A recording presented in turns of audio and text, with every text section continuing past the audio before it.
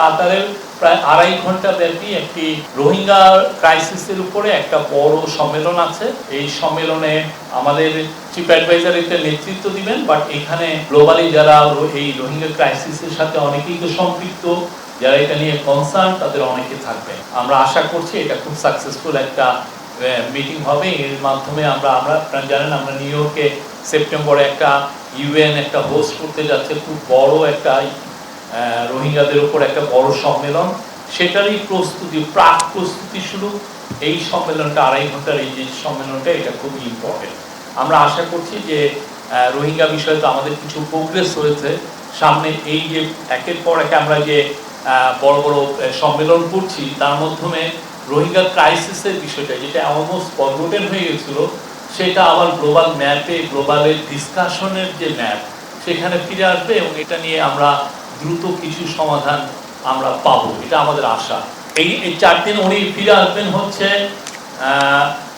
আমাদের বাংলাদেশ সময় খুবই আর্লি সকালে, অর্থাৎ 2:30টার দিকে, 25 তারিখ রাত 2:30টার দিকে, মানে 24 তারিখ দিবাগত রাতের পরে যে সকালটা। আমাদের ফরেন অ্যাডভাইজার তৌহিদ হোসেন যাচ্ছেন, আমাদের national security adviser Khalilur Rahman যাচ্ছেন, আমাদের এনার্জি অ্যাডভাইজার ফৌজুল কবির খান যাচ্ছেন, এবং আমরা আশা করছি যে আমাদের ইন্ডাস্ট্রিজ অ্যাডভাইজার খলিলুর রহমান খান যাচ্ছেন।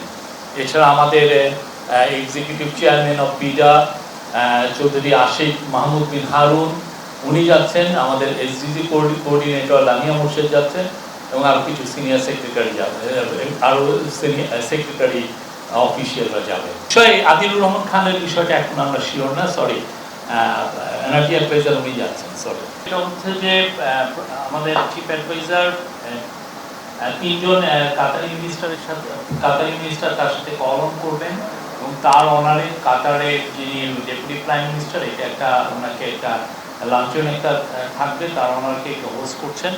আর উনি আর্থানা সামিটে ওনার মূল স্পিচের বিষয় হচ্ছে role of social business, financial inclusion and microfinance in fostering sustainable development and economic opportunities for marginalized communities. Walton আবারও মিলিনিয়ার অফারে ওয়ালটন ফ্রিজ কিনে আপনিও হয়ে যেতে পারেন মিলিয়নিয়ার। আর আরেকটা বিষয় আপনারা জানেন, এই প্রথমবারের মতো আমাদের একটা হেড অফ গভর্নমেন্টের সাথে 4 জন আমাদের নারী ফুটবলার এবং ক্রিকেটার যাচ্ছেন। তাদের যেই অনুষ্ঠানাদি যে আছে, তাদের জন্য সেপারেট অনুষ্ঠানাদি থাকছে। আমরা আশা করছি যে তারা কাতারি যারা স্পোর্টস অফিসিয়াল, আপনারা জানেন কাতার স্পোর্টসে অনেক উন্নত, তাদের সাথে কথা বলবেন, আর তাদের সাথে অনেক ধরনের ভিউ এক্সচেঞ্জ হবে।